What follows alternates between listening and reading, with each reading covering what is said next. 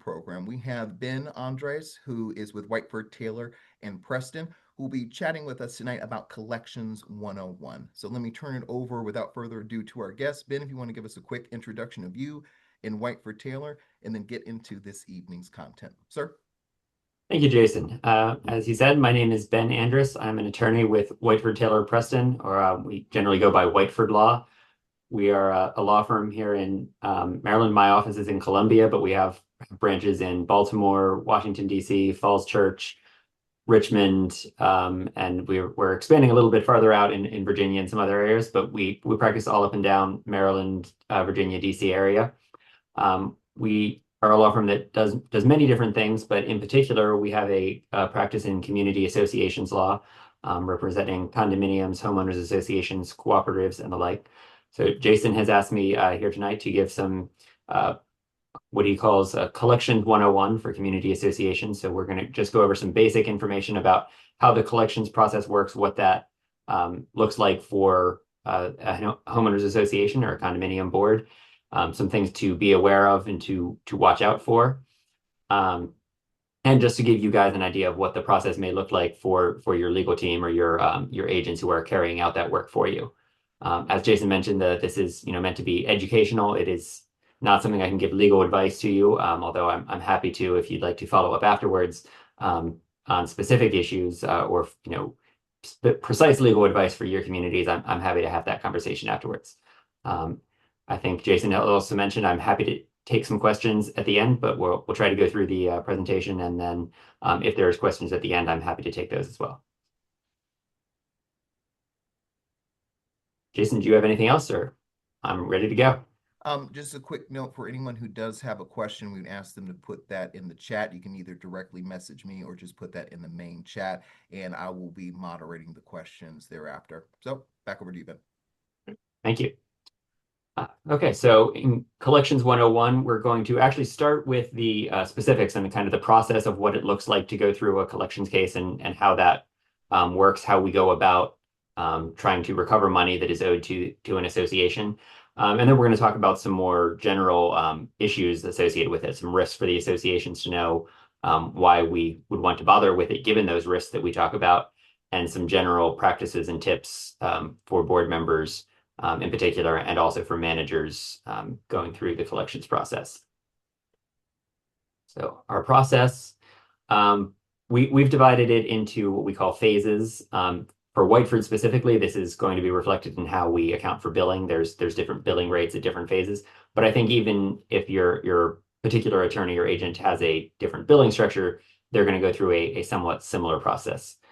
The activation phase, and I'm not going to necessarily make you remember all of these different things. I just want you to have a sense for when you're getting a bill for something, this is what the work is that's being done that you're getting a bill for. So these are all things that the association's agent is going to be doing. They're going to verify the ownership records, make sure that there's no bankruptcies or other issues that are going to impact what we can do with that collection, make sure that the information is correct, and set up the infrastructure that we need to send a notice. Once we go through the activation phase, we move on to sending notice to the homeowner. And the notice or demand phase. Now, hopefully this is not the first notice that a owner is going to get that they are delinquent or that they owe money to the association. But if it is, or if for some reason they have not been receiving prior notices or they don't pay attention to notices from a manager, sometimes they do pay attention to that notice when it comes with a law firm letterhead on it. And when it explains to them the principles that they're going to have a lien placed on their property. So that first step we send is a notice of intent to record a lien. This is something that's required in Maryland by the Maryland Contract Lien Act and in DC by the Condominium Act that describes the amounts of the debt that is going to be secured against the property and the process that the owners can go through if they want to dispute that. There is also a mandatory waiting period then. Once we've confirmed that it's been served on the owners, we have to wait 30 days by law to record that lien. And this is important to note because sometimes we have an association will come to us and say, this owner has their house on the market and they owe us money, you need to do something about it. If they sell that property within those 30 days, there's not really anything we can do. The law says that we have to wait 30 days between when we send a notice and when that lien can be recorded. So this is something I'll mention again later. It's important to be proactive and not wait until someone's selling a house when they owe you money, because at that point it may be too late to secure the property with a lien. The next phase, after a notice has been served and after we've managed to confirm that the owner has had an opportunity to receive the notice and challenge it if they want to, we can go ahead and actually record the lien. Recording a lien means putting a document into the land records of either the county where the property is located or in the Recorder of Deeds office in DC. And in DC, this is a little bit more complicated. It does require the form. There's a very specific form that needs to be notarized by the board president and witnessed by another member of the board. Maryland is a little bit less restrictive on what signatures need to be on there. But once that document goes into the land records, that acts as a security on the property, which means if an owner tries to sell or refinance, they will need to pay off that lien before they can do that. Now, theoretically, they could do this without paying off the lien, but that lien being recorded on the property means that if it's not paid, the subsequent purchaser is still bound by that lien. And so obviously new lenders and new buyers aren't going to want to go through with a transaction if there is a existing lien on the property. The problem, of course, with a lien is that if an owner is content in their home and not trying to sell or refinance, they can stay for 20, 30 more years without ever really being bothered by that lien being on their property. So while it is sometimes effective to get that on there, and it is always recommended, it's always our first set of actions because it means that they can't simply skip town, sell the house and leave without paying anything. It's often not enough to actually get recovery from owners who are not interested in paying. Which means we move on to our next phase of collections, the lawsuit phase. This is very similar to any civil court proceeding that, like you might see in courtroom dramas, although much less interesting than most of the ones that end up on TV. We prepare a complaint, we prepare exhibits. There's a sworn statement from either a manager or a member of the board swearing that the information that we put in complaint is correct. We file it with the court, we get a summons. And this is another step in the process where we usually see an increase in responses because people are often, again, willing to ignore mail that comes from their HOA or their management company, even sometimes from an attorney's office. But when you get that court summons delivered by a process server with a court stamp on it and a court date, that tends to get people's attention. So that's often a time where we are able to get people to realize that this is serious. This is something that they actually do need to pay. But for now, we're going to assume that we continue to get no response or no cooperation out of an owner. They can file either an answer or a notice of intention to defend the case. At that point, the court will schedule it for a trial, and the attorney's office will coordinate with the manager and the board to have a witness ready and bring their evidence into court and prove the case that the owner has breached their duty to pay assessments. Usually that's pretty straightforward. There's a budget that passes an assessment each year. The ledger that management keeps shows that they did or did not pay it. And sometimes there's fees or penalties that get added onto that. Sometimes there can be disputes, if when there's been a change in manager or a change in banking system, sometimes there actually are disputes that a court has to evaluate. Sometimes the fees are related to fines or something that is a little less straightforward than a assessment.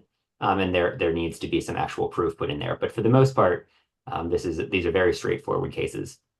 In fact, many of the times, I'd say about 3 out of 4 cases that I file, I don't actually go to court. The owner simply doesn't respond.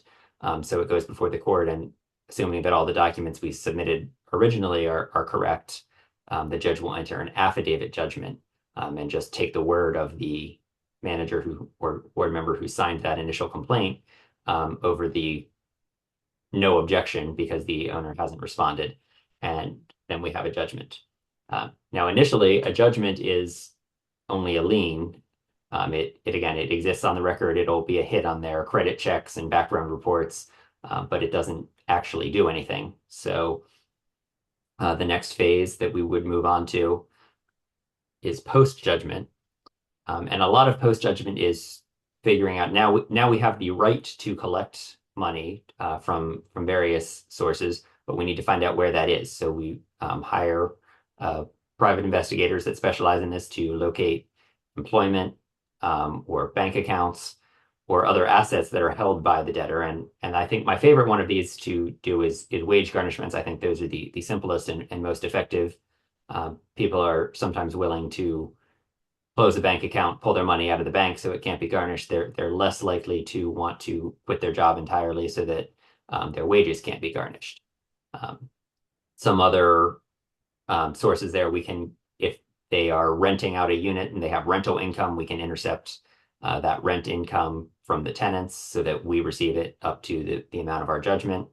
Or if they have some other form of income, maybe they have an LLC where they're paying there, we can intercept their profit taking from the LLC or something like that. There are limitations, of course, if someone's receiving Social Security or has a existing other garnishment, such as a child support or a tax lien, those might come before our priority and mean that we're unable to garnish them. But usually those are good ways that the association can receive its judgment and are not too invasive or too expensive for the association to pursue. The other options that we can do are we can try to sell property to recover the debt, and I will talk more about the sale process in a moment. And sometimes we simply decide, okay, we've investigated, we found out that this person just doesn't have the money. It's not that they're intentionally not paying, they just don't have the money. There's no bank account, they're retired, they have minimal income. Or sometimes it's the case where the bank foreclosed on the property and so they don't even own the home anymore. And at some point we decide or we suggest to the board that maybe this just isn't worth it, and we don't do any more to collect that. And in that case, we would put the file on hold. Again, that judgment still acts as a lien and it's a hit on their credit. So if they come into some money or purchase some property in the future, we might still have the ability to do that. So we could check every year or two to see if some circumstances have changed, but we don't necessarily want to continue putting more money and time and effort into collecting money that just isn't there. Before I get to the sale phase of this, I do want to talk about what happens if there's payment plans or what settlements may look like. These can happen at any time in the process. I think the most common ones are immediately after that first lien notice. That's the ideal time for it to happen because we've done the least amount of work. There's the fewest amount of fees that need to get paid. The balance is usually fairly low at that point, so it's manageable and owners can work out a payment plan. But often the other times that this often comes up is maybe after they've been served with a summons and brought to court, or if they've gone to court, challenged a judgment and lost and realized that they now have a judgment entered against them because they want to avoid enforcement actions. They don't want garnishments filed against them. They don't want people following up with their employer or freezing their bank account. So they'll try to come up with payment plans at that point. Obviously, payment plans and settlement agreements, as it sounds, these are mutual, so they have to be agreed on by both parties. And that does mean there needs to be some reasonableness and concession sometimes from both parties. The owners need to realize that the board is not going to necessarily take a payment plan that pays them $5 a month for 30 years. There's no point. We're going to do something to actually recover that money in a usable timeline. But the board also has to understand that if it took 3 or 4 years to accumulate an amount of debt, they shouldn't necessarily expect that that's going to be payable by the owner in 3 or 4 months. So again, you need to make some accommodations. We generally recommend at Whiteford that you take payment plans when they're reasonable because it's always cheaper and easier to get voluntary payments than to spend time chasing down assets or taking people to court. So if there is a reasonable plan proposed, I generally recommend that be taken. Although, of course, we want to look at individual circumstances of how long they've been delinquent, if they've had a settlement agreement before that they failed to keep up with. We encourage owners to give any explanation they want. Sometimes that's there's a divorce and there was a large change in circumstances. Sometimes there was an illness in the family. And then sometimes they're just, young homeowners that didn't realize that they were supposed to be paying the debt. Um, there's there there's many explanations that can be given, and the board is free to consider those in determining whether they should make a payment plan. You can also sometimes waive fees. We generally say you can't waive the base level of assessments. You can't really say it's okay, you can pay less in assessments than what you should have paid, but you can waive the fees or penalties, interest or late charges that may have been added to an account to make it easier to get that back to a good standing account. Again, there's lots of considerations that might go into that, and we'll talk a little bit more at the end about some economic considerations that will go into those. In terms of procedural things, the legal's role at that point is to monitor and make sure that they are continuing to make their payments. Typically, we encourage, in Maryland, we call it a Rule 3506B dismissal, which means that if we have filed a lawsuit, we can file a dismissal of that lawsuit. It means the case is dismissed with no judgment being entered against the owner. But if they breach that settlement agreement in the future, we don't have to restart the process. We can go immediately to the court and say, they signed this agreement, they failed to comply with the agreement, we would like our judgment. And the owner, they may have a chance to submit something in writing, but they don't necessarily have the opportunity or the right to a trial anymore. So it becomes an easier process to get that judgment. And that's another strong consideration for the board, is that they may agree to accept less money in the settlement agreement with the knowledge that if they don't get the voluntary payments, they have an easier path to collecting that higher balance in the future. So that's another strong tool that I recommend boards to use. If a settlement doesn't work out, if we can't find any other assets to collect from, whether that's bank accounts or employment, then we sometimes do need to rely on foreclosure. And there's a few different ways that this can occur. The two most common ones are a judicial foreclosure and a sheriff sale. There is such thing as a non-judicial foreclosure, but that's rarely an option for a condominium or a homeowners association, so we won't spend much time on that. A sheriff sale is a way that the sheriff is going to sell the property for us and then take the money from the proceeds of that sale to try to pay the judgment. So this is something that only happens once a judgment has been entered. I do prefer this over traditional foreclosure because the sheriff does it for you. So there can be less of a requirement in terms of posting bonds and in terms of dealing with service and everything, because the sheriff is doing that for you. Now you have to pay the sheriff, but I think the sheriff's fees are, given everything that needs to go in here, fairly reasonable. With a judicial foreclosure, we would issue similar to the notice of intent to record a lien. This time it's a notice of intent to foreclose on a lien. This gives the lender, this is the same form that a bank or a mortgage lender would send someone if they're going to foreclose on their lien on the property. It gives them notice that in 45 days, proceedings might begin to foreclose on the property.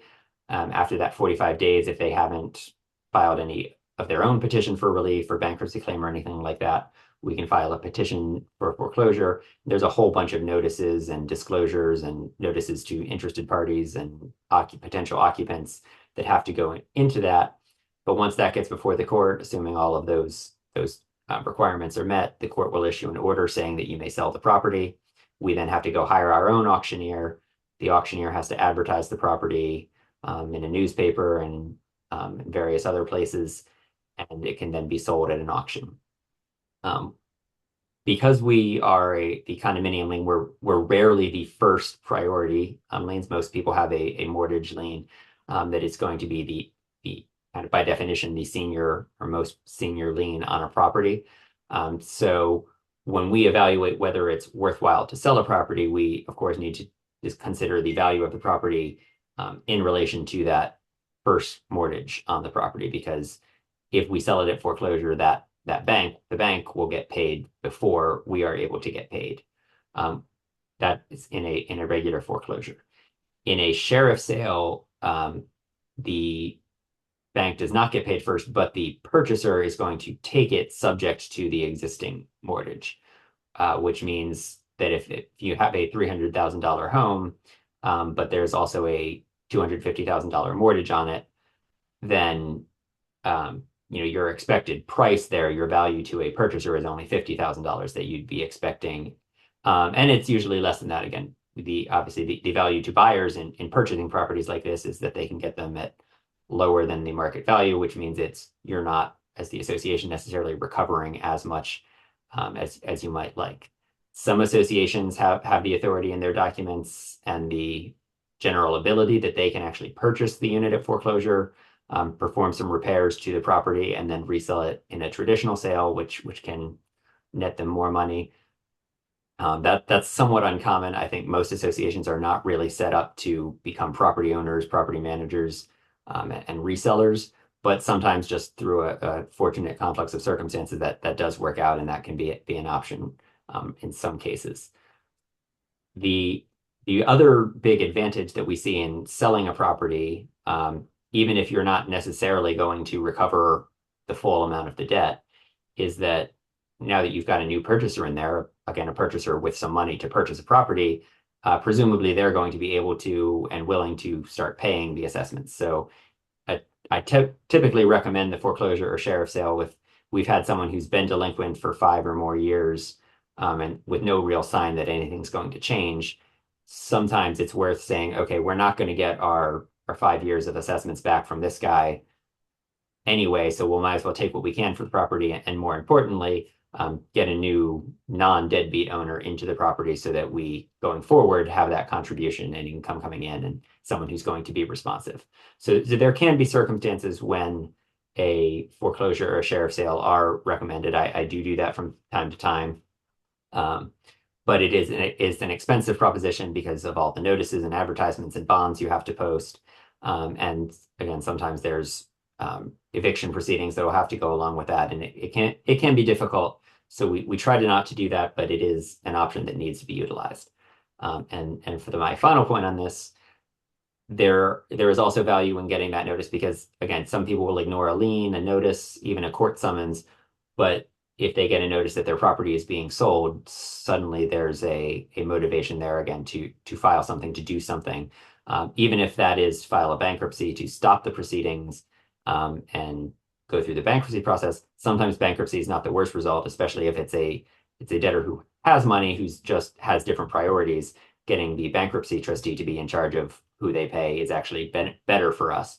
So just getting their attention through the sale process is also sometimes a good outcome. I would say about half the time when we've filed a notice of either a sheriff sale or foreclosure, we end up getting responses and being able to work out some sort of payment plan at that stage rather than going through with the sale. And I said that was the last phase, but there's actually one more phase, which we're calling the bonus phase, which is really important because a lot of associations of our clients have sometimes said, wait a second, we got the money. Why is this account still active? Because there's some legal requirements we have to meet. So unfortunately, there's going to be some costs and work that the association still has to do. This includes verifying that the payment actually came through, that if it was a bankruptcy discharge or an account that the board said we're not going to pursue this anymore, that we've reconciled how much is actually being written off so that you can pass your audits. If there were judgments or liens entered that we need to release, we need to make sure that those get recorded with the court. And then of course, we need to close the file and make sure that probably more importantly, that management removes them from attorney status, because there's nothing more frustrating than you go through all this and finally get an owner caught up and paid, and then they go to make their regular payments and their payments get rejected because management still has them in attorney status. So we need to make sure that there's follow-up, that their accounts are released so that they're able to make those payments through management and not continue to pay through the attorney after an account is otherwise paid and closed. And I know this was a lot, so just to show you, we've tried to make a couple times some charts of what this process looks like, and there's no good visual way to do this simply. So thank you for bearing with me as we go through that process. It's difficult to explain to the attorneys and the paralegals, so I know that is a lot to take in. After talking about the specific process, I do want to go back or take a step back and look at some general issues with collections, starting with the risks that the associations need to be familiar with. Obviously, the biggest one is that there is liability that in trying to tell someone that you owe or that they owe you money for unpaid assessments, you might end up owing them money, which is obviously not the result that anyone wants here. Generally, this would come from fair debt collection violations or from bankruptcy issues. And I've also mentioned here the Procom case. I don't know if anyone has seen that recently. It's this is actually probably more of a concern for your managers than for the board association itself. That was a case where a management company was brought up on charges by the Attorney General Consumer Protection Division for taking advantage of Maryland homeowners. Now, part of the problem in that case was that the principals of the company were embezzling money from the HOAs, which is obviously its own problem. But another significant part of the judgment that the AG reached there was that they were overcharging fees or charging homeowners collection costs that were not authorized by their documents. So you need to be very careful that you're not doing things like adding interest if your documents don't say you can add interest, or adding late fees when your documents don't provide for late fees. So that can be, again, where it goes from a homeowner who is delinquent owing you money to you owing them money for these violations. A little bit more detail on those for you. So the FDCPA, and there are similar state versions, but I think they all cover very similar issues. They establish some practices that are prohibited for debt collectors. There are the ones that ban harassing phone calls, calling your place of business, or calling repeated times after certain times of day. They're the ones that require certain disclosures when we communicate. That's why a lot of times you'll see in any attorney's signature, there will be a lengthy paragraph about any information received may be used in enforcement of a debt, because it's better to put that on all of your communications than not have the mini Miranda in it when you need it, and just have that disclosure. It also, like I said, it allows some liability to specifically reverse direction, and the debtors can recover damages from the creditor or the creditor's agent. But the good thing about these, from your point of view, is that they do not apply to original creditors. So the HOA is the original creditor. You are the entity that the homeowner owes a debt to. So you are not directly covered. And an action taken by the HOA is going to not violate the FDCPA. Same for if it's your original manager sending a notice, they're not going to be debt collectors under that law. But it does apply to anyone that you refer that to, such as your attorney or a firm other than your regular manager, to try to collect that debt. And of course, then the bad side for you too is if your agent violates the FDCPA, you can be held responsible for those potentially. Now, sometimes it's just malpractice and your attorney's on the hook for it, and sometimes it's an FDCPA violation where it's shared between the agent or the debt collector and the original creditor.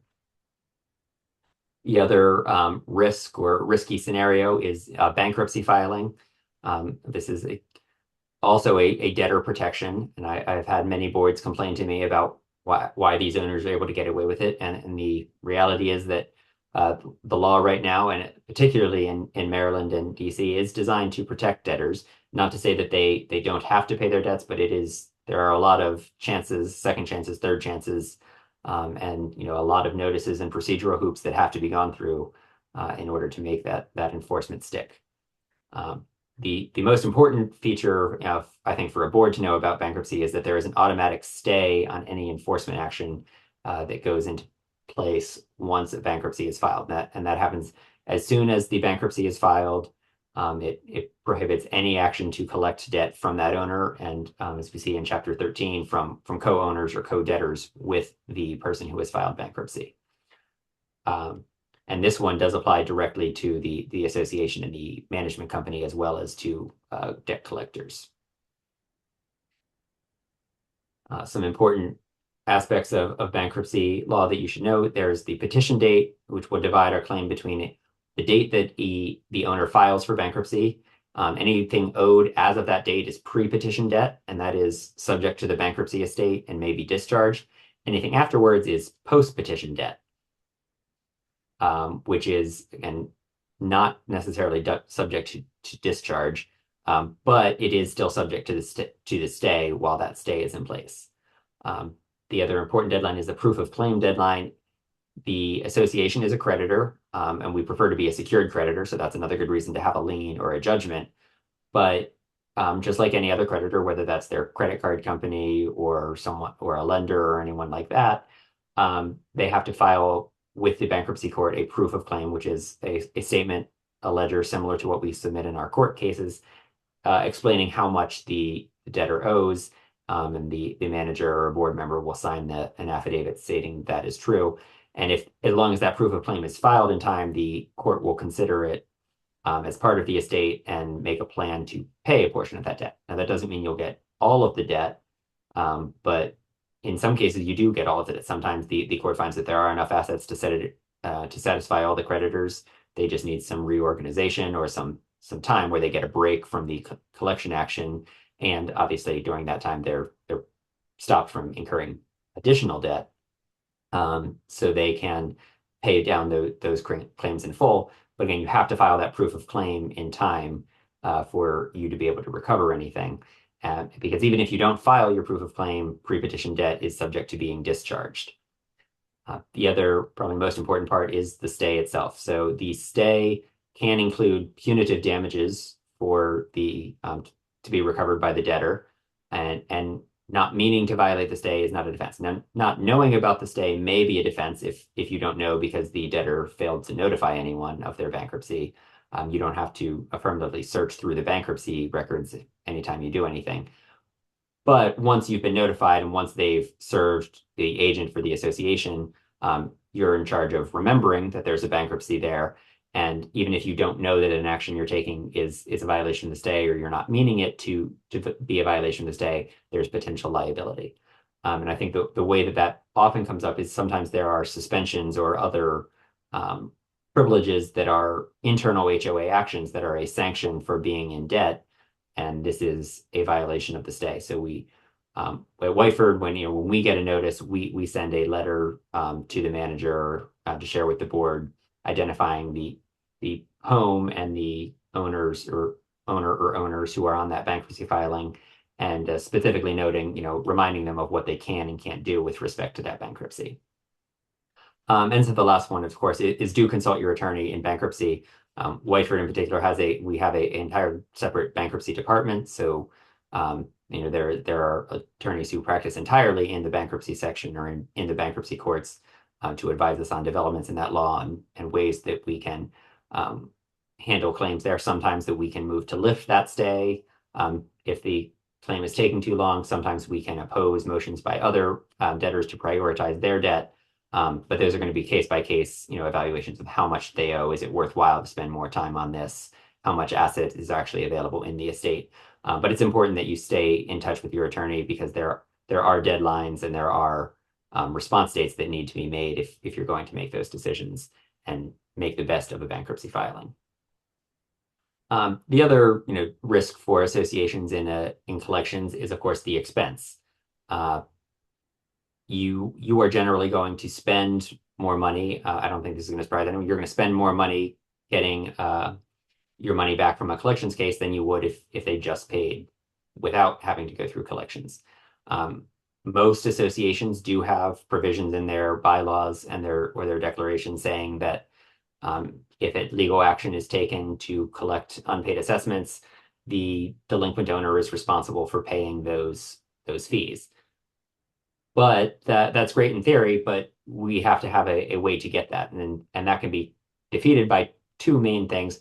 The first is that judges like to limit those fees. Judges get to award in their award of judgment how much attorney's fees they think is reasonable. The rule of thumb for Maryland judges, at least, is that excuse me, is that they will cap that at 15% of the principal. So if you're an expensive condo that has $1,000 a month in fees, you have a pretty high principal, you'll probably get enough to get your legal fees. But if you're assessments are only a couple $100s a year, you're not going to have enough of a principal that it's going to, 15% of that of 3 years of dues is not going to cover your legal fees. So you're still going to come out at a loss. And once the judge has decided that they won't award those fees, that's pretty much the end of your ability to get those fees. So even though you have a technical right in your documents to get that, you don't always have a practical way of recovering it. Similarly, it's often impossible to reach a settlement that way. If an owner is asked to pay everything that we're claiming, they're going to say, well, if I say no, the worst case is you get a judgment and get what you're asking for. So I will only agree to settle and give you voluntary payments if you're giving me a reduction in that debt. Now, like I mentioned before, sometimes that's a good deal for the association, and you should consider in each case whether that specific proposal is worthwhile. But it does mean that you're going to have some money that you spent that you're not going to recover from the responsible owner. And that's what leads me to what I call about a 2-for-1 rule, which is you should be in most cases you're recovering $2 for every dollar you spend in collections. There's associations again, depending on how high your assessments are, depending on how complicated a case is. If you've got one case and it's a bankruptcy case, you might spend a lot more than that a dollar to get every $2 back. But I think a general rule of thumb is that we see people spend about $1 to get two back, which is obviously means you're only half as efficient at getting money from collections as you would if the owners had just paid. And of course, it's a bad deal for the owners too, because there's additional money that they're usually required to pay. So it's generally a bad deal for everyone, and I'll come back to that in a moment. My next point is, why are we bothering with collections given all these risks, liabilities, and the expenses involved? And the first one is fairly obvious. You need to have that income stream for the associations to function. And if you're not getting it from one owner, we have seen this in communities where they've increased dues entirely because their accounts receivable, their unpaid delinquencies are so high that they can't meet their budgetary requirements. So all the other owners are required to pay additional amounts. And obviously that's problematic, and that is a bad cycle to get into, where you already have people who are delinquent and now you're increasing dues to try to catch up on it. So the people that pay are paying more and more, and the people who are not are falling farther behind. So the reason that we say we do collections on those early accounts before you get to that point when it's not desperate is so that it does not get to that point. There is generally a culture that is known within a community. I find that if it's a community where people say, oh, paying dues isn't that important, what are they going to do? This board doesn't care, we don't do anything. That culture spreads and moves on to other people, and that can be where we get into those problematic situations. And of course, maybe the simplest reason then is that as board members, you have a fiduciary duty to collect the assessments from the owners. And we'll talk in a minute about what the limits and some gray areas that you may have, wiggle room that you may have in pursuing claims. But in general, one of the board duties in almost every set of documents is the board is to levy and collect assessments from the homeowners. So you need to take reasonable action to collect that. Some documents even simply say that the board shall cause legal action to be filed if an account gets more than so many days behind.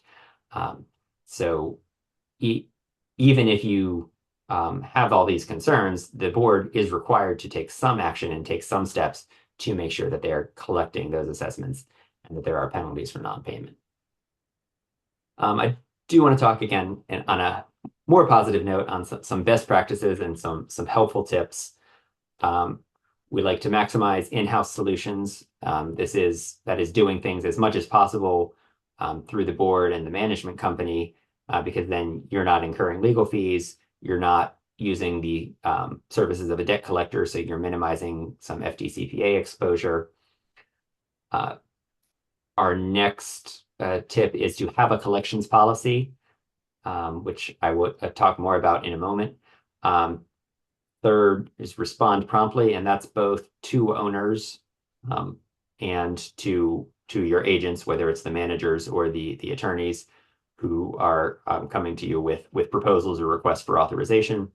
And to be careful with who you select on that. This one might be a little self-serving, but you are there are different calibers of agents who may be serving or able to serve as debt collectors for you, and you want to make sure you're selecting ones who are properly licensed, who are ethical, who are following those rules, who are aware of those costs, and who are willing to work with the board. You don't want um, to go into situations where the board, maybe a say contingency fee arrangement may cost the board less upfront, but because of the nature of those agreements, the first money that comes in always goes directly to the collector, and the association never actually sees the money that comes in until the point where the owner has already paid their debt, but the association hasn't actually seen any of it. That's not to say contingency fees or arrangement like that can never work for an association, but you need to be careful with how you go into those contracts. Make sure you're consulting with either a general counsel or your manager on how those are structured to that you're able to actually recover from that. Some do's and don'ts for the board and association collections. Like I said, you want to maximize in-house solutions. That includes using your assets. So many associations have amenities, whether it's a gym, a pool, or other facilities that you are able to suspend access to for owners who have not paid. Now, this does have to be authorized in either your declaration or your bylaws. So you need to make sure that you have that authority before you go ahead and assert it. Or sometimes we've been able to pass amendments because if you have 3/4 or more of a community is paying, they are happy to sign an amendment that makes there be more penalties for those owners who are not. So that's often something that owners will be supporting in an amendment process if needed. And sometimes I think it's less common, but some owners do care enough about voting in their elections or serving on the board that you want to make sure that if they're not permitted to serve when they're delinquent, that you're either using those election periods when they're trying to submit a vote as a reminder that, hey, that's fine. We'd love for you to vote and serve, but you need to pay your dues first.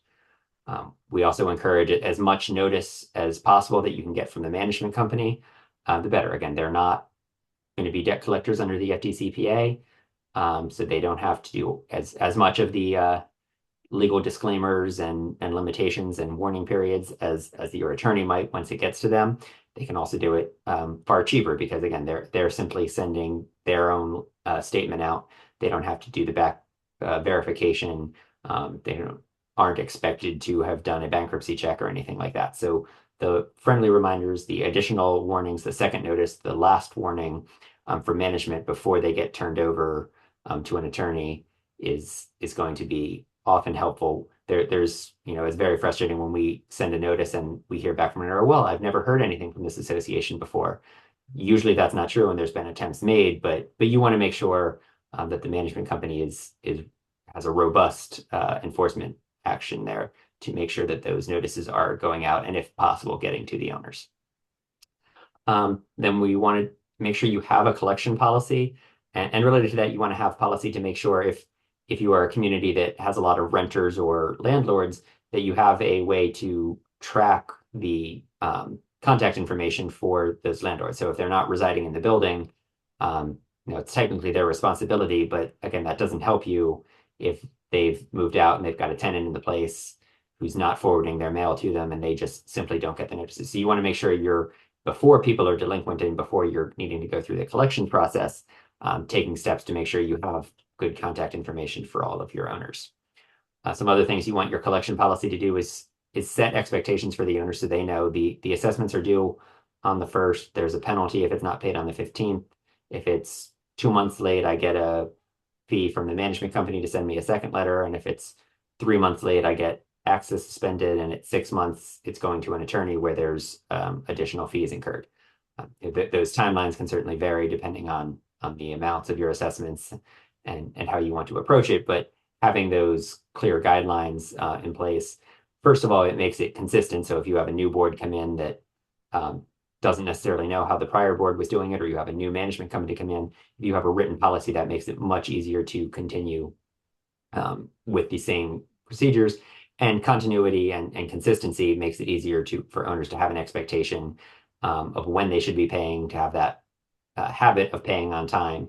and they can't come up and say, well, I had no idea that this was a possible penalty or that this was required if there's this written policy in place and it gets disclosed to everyone, along with your governing documents at a resale time. And the last thing I do want to encourage is thinking economically. And this is what I mentioned with respect to settlement agreements. Um, Sometimes it involves taking less money than you might theoretically be entitled to in order to get it and more economically. If we're expecting to spend $1 to collect two, if we're getting to the point where we say, well, we can go collect that last 20%, but it's going to cost you just as much as we collect. We want to make sure you're making the choice that's in the economic interest of the association, because the highest duty of the board, your final factor in making any decision is what's in the best interest of the association. And sometimes that is we need to make sure that there's a strict policy that people know they have to pay and there's penalties for not paying. And sometimes that's being willing to accept somewhat less than you might otherwise be able to recover in order to minimize costs and maximize your collection to expense ratio. So similarly, we have some don'ts recommended for community association collections. The biggest one is ignoring deadlines, whether that's ignoring the problem of someone being delinquent, because at some point it hits the statute of limitations. We've had some cases where we are referred a case and said, this guy owes us $10,000, and we look at the file and that $10,000 goes back 10, 15 years. We obviously are bound by a 3-year statute of limitations in pretty much every jurisdiction that says you can only collect debts that are 3 years old. So most of that large debt has to just be written off because there's no legal way to collect it. And there's actually shorter periods for some things. The liens in Maryland can only go back 2 years, not 3. And we also have, there's priority. So if an owner is stopped paying their HOA assessments and they've also stopped paying their credit card bills, the first person to go record a lien or submit a judgment, the oldest one is going to have priority. So taking action promptly when we realize there's a problem can put you at the front of the line for creditors. And of course, that's in addition to all of the cases where there's a court case or a bankruptcy case. There are deadlines set by the court that we have to meet. Another don't is name and shame. Several documents, usually somewhat older documents, have a provision saying that the board may publish a list of all the owners who haven't paid their assessments. Even if that's in your documents, we strongly recommend you don't do that because that will but that is in violation of many more recent updates to state and federal law about identifying creditors. Certainly when the law firm has an account, we go through a fairly careful validation process if someone other than the actual owner comes to us and asks for information about the account. So you don't want to be publishing debt information. And you do, if you're having discussions with the attorney or a meeting to discuss what to do about delinquencies, that is definitely something that you want to have in closed session so you're not disclosing debt information and personal financial information to the rest of the community. Another don't is relying on unqualified agents. I mentioned that one already, so I won't go too much more into that at this point. And the last one is make emotional decisions. And this is kind of the flip side of when I said about thinking economically. I know we have clients who have had owners who are, repeat debtors, and they're very frustrated by that. And that's certainly understandable, but you don't want to make that emotion and that frustration lead you to making decisions that increase the expenses or potentially even expose liability for the HOA just because you're frustrated. So you want to make sure you're making an economic, not an emotional decision about how to approach those delinquencies in consult with your debt collector or your attorney. And finally, we want to say the one of the best ways that you can ensure that you don't end up with a collections problem is making the HOA or your condominium a positive force. If a lot of times when we send notices to owners, they say, I never hear from them except when they're complaining about my grass being too long or something like that. They haven't been maintaining this steps over on this street are falling apart and they still want me to pay. So obviously that doesn't excuse the assessments, the documents and the acts, the condominium and HOA act are pretty clear that the obligation to pay is there for those owners regardless. but like we talked about, the best way to get through collections is to not get into it in the first place. So when owners see the association as a positive force in the community, doing things, maintaining the common elements, being helpful rather than overly critical, they're more likely to be willing to pay and not grumble about the payments or try to withhold the payments or try to make this a tit for tat of, well, I'll come up with a payment plan, but only if you do something about this problem. So we want to have this, not that it's not your job anyway, but the more positive light that your community association is seen in, the more likely you're going to get cooperation from the owners in paying their required assessments. And finally, we want you to consult with your attorney and follow the advice.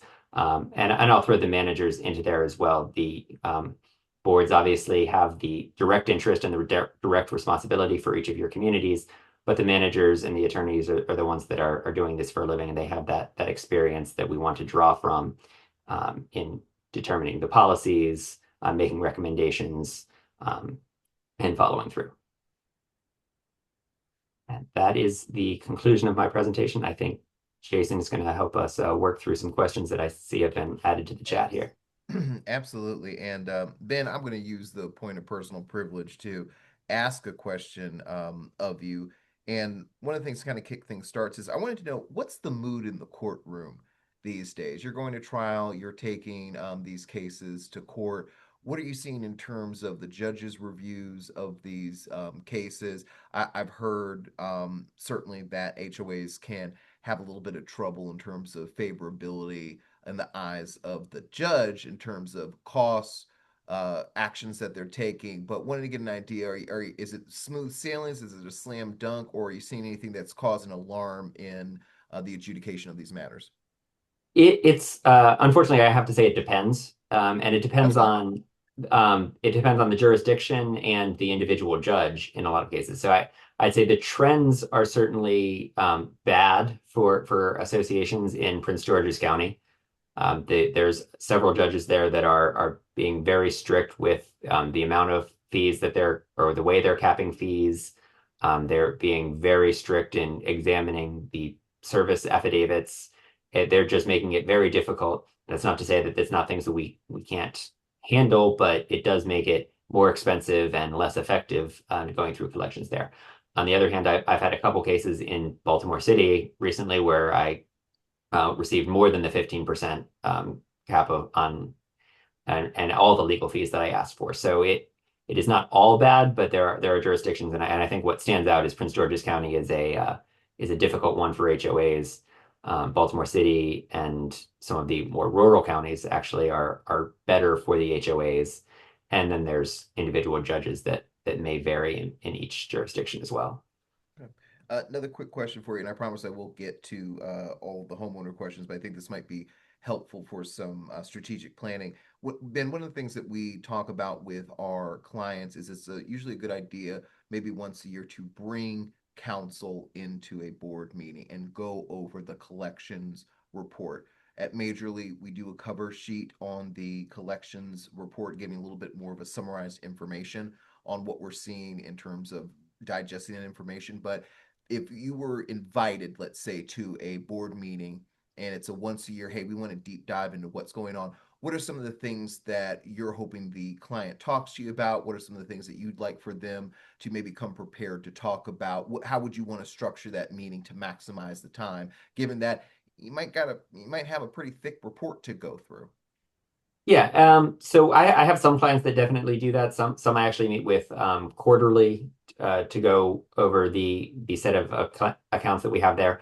I think the biggest thing that the board can bring for those is kind of an understanding, a general strategic plan of what are their finances saying. Are they seeing that their delinquency rate is too high and that's really the problem? They just need to get the number of collection accounts down, or is it that they've got they want to focus on there's two or three higher balance accounts and they really want to see if they can deal with these long-standing thorns and maybe not worry so much about the guy who just became delinquent this year and give him a little way. So getting that kind of strategic sense from the board of what they want to focus on and how they want to allocate, and their focus, their collection spending is very helpful.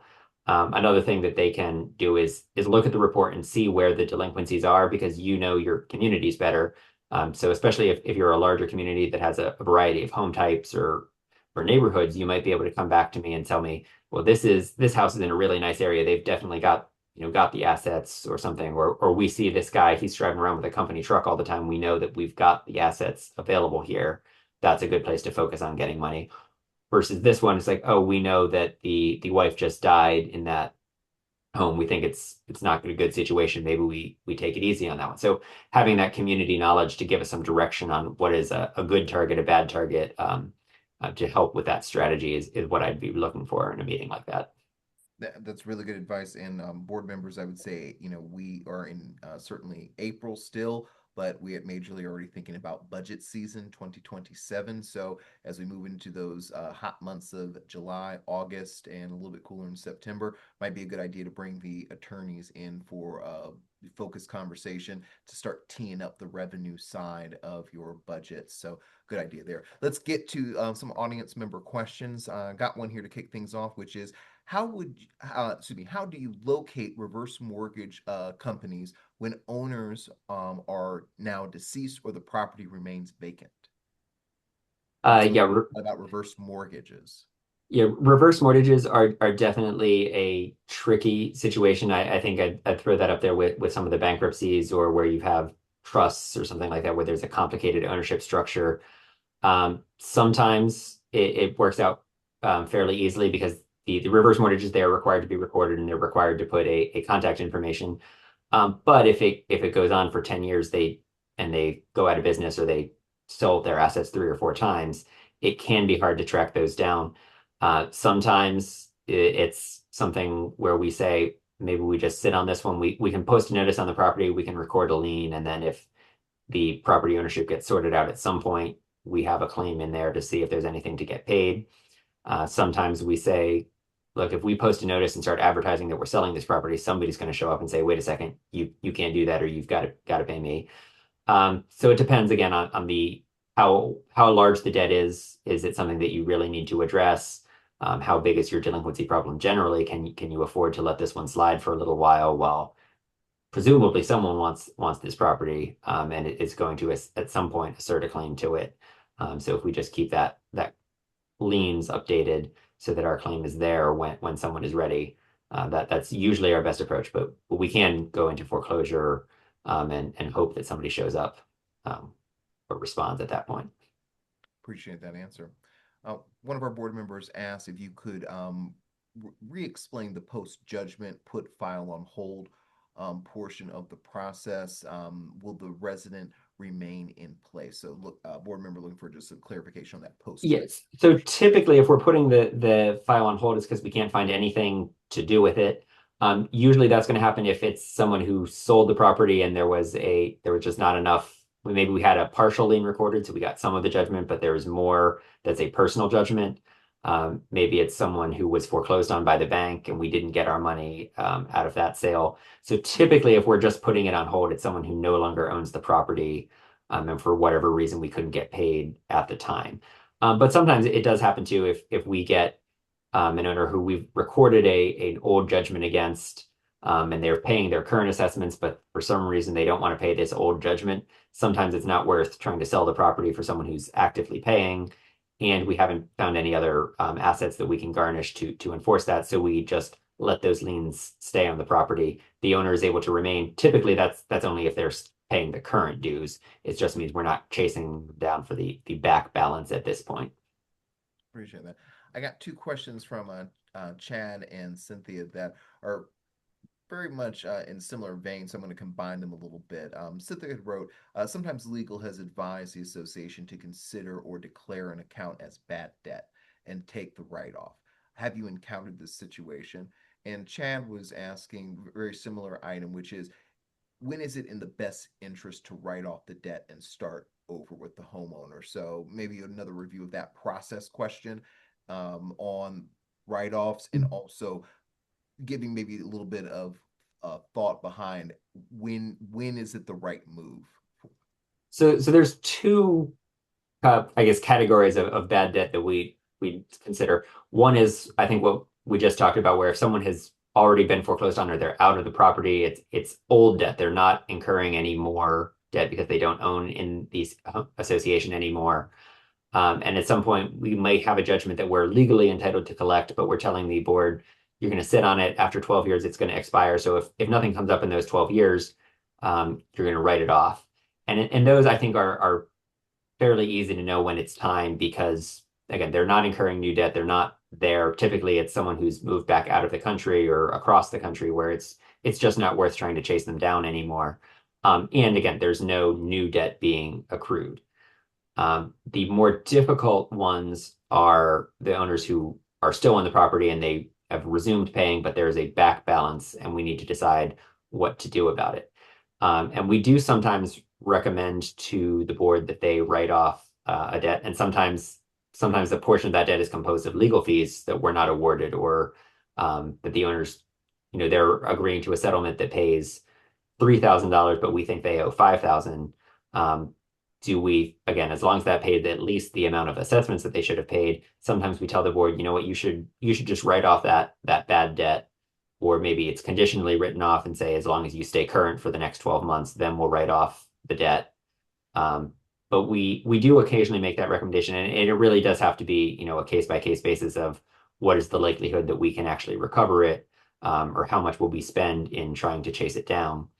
And then, of course, I guess I'd say there is a third category of bad debt, which is the ones that are legally required. So if it's been discharged in bankruptcy, or if it's more than 3 years old and the statute of limitations is expired, we'll of course go to the board and say, unfortunately, this has to be written off. It's the law.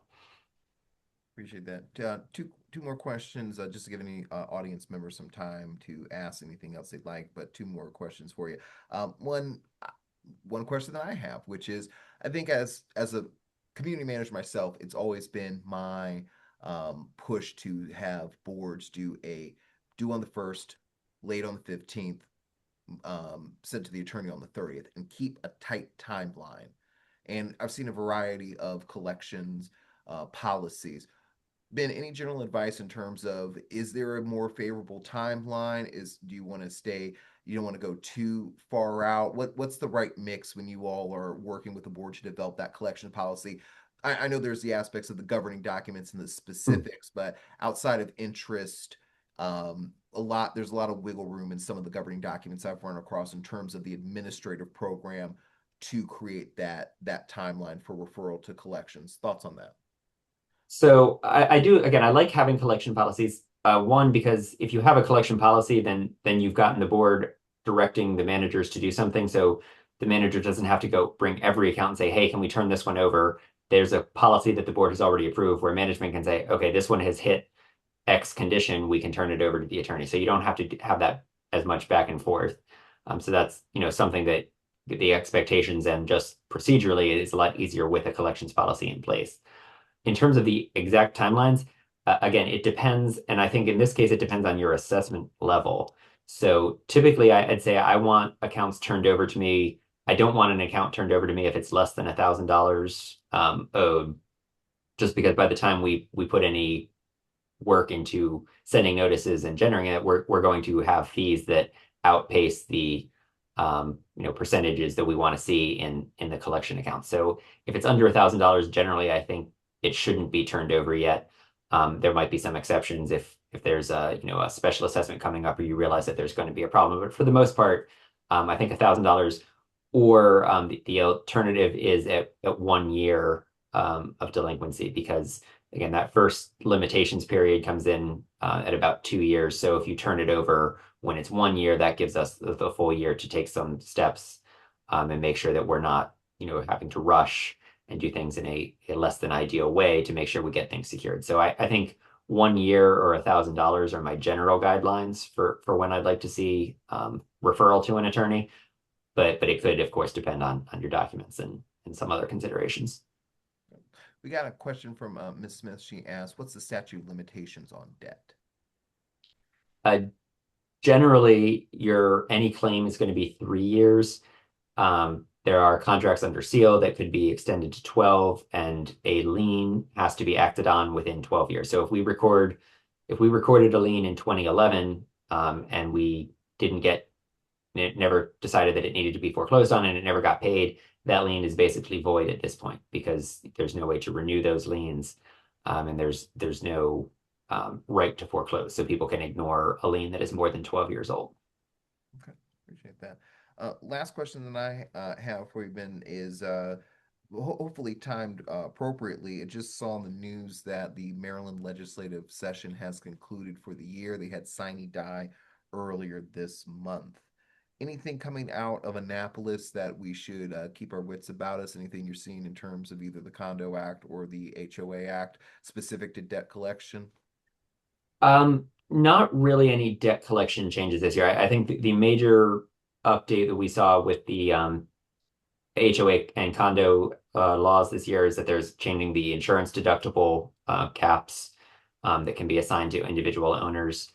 And one thing that we didn't see that we were hoping to see was some modifications to the reserve study and the election rules. That there were a couple bills that were introduced, but did not quite pass as we were hoping. So nothing really that impacts collections specifically.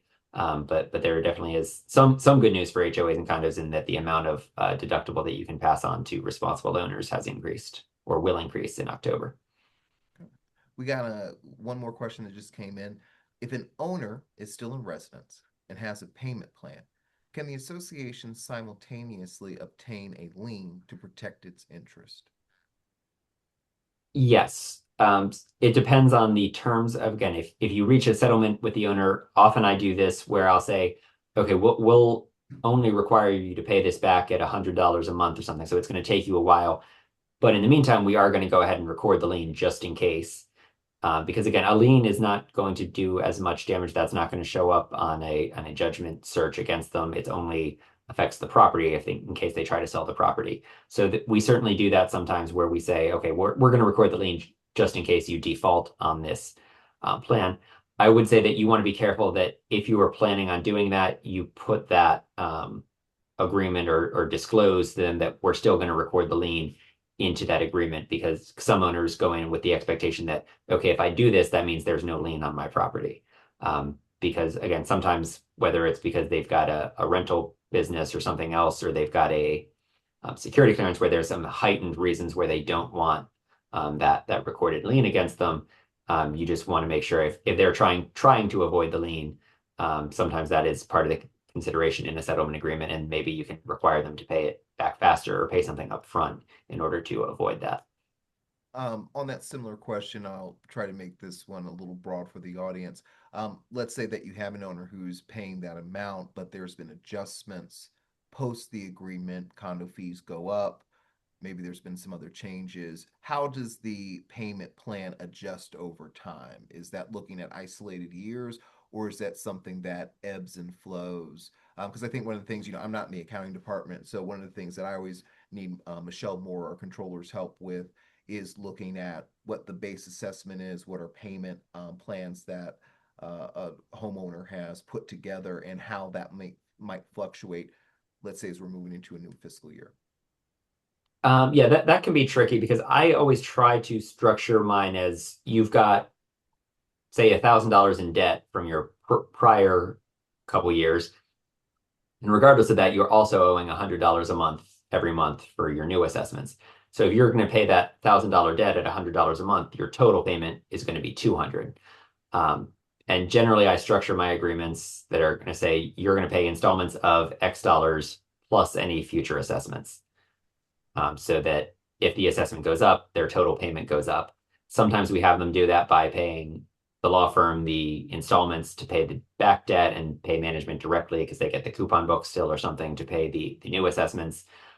Some owners can be hard to get through to, and we say, okay, you are just going to pay for the next 24 months, $500 a month. And even if their assessment level changes, maybe that, adjusts a little bit how much they pay toward the debt. And sometimes then we have to adjust a final payment or something at the end of that period. But sometimes it's just easier to give somebody a flat number that they're going to pay for X months. And Ben, let me agree with a point that you made, which is that for board members who are looking to provide homeowners with a payment plan, very much trying to keep it within the fiscal year, that calendar year. having that as much as you can within that period is a little bit better for everyone, a little bit easier on accounting than starting to have plans that are getting a little bit outside of your own fiscal year. There's a Yeah, little and especially when the board or management are catching them, hopefully they're catching them early. So, obviously if someone starts missing payments in November, maybe you're not going to be able to catch up within that year. But if you catch them early, they start missing payments in the year, you can say, okay, well, you can pay whatever you want as long as you get caught up by the end of this fiscal year, because that means you don't get turned over to legal. You don't have to complicate it with the next year's assessments. And it should be doable to, catch up with your payments if the delinquency happened within a year. Hopefully, it's something that you're able to catch up within that same year. excellent. One last question that I want to get to is, can a delinquent homeowner be charged interest on what they owe? It depends on your documents. Most probably bylaws do say that you can charge interest, or the board may charge interest. And sometimes it even gives the rate or how to calculate the rate on unpaid assessments. However, um, Whiteford at least, and I know several other collection firms and HOA firms around here do not charge prejudgment interest. And the reason is it's very easy to miscalculate prejudgment interest. And there have been some firms who got, again, those FDCP penalties where they and the association ended up paying a fair amount of money because they were off only by a small amount in how they were calculating the interest. It ended up, being something like $1 a day over the course of a year, which again is not a ton of money, but because it's an FDCPA violation, there was significant liability. So we as a firm we will not send out demand notices that include prejudgment interest.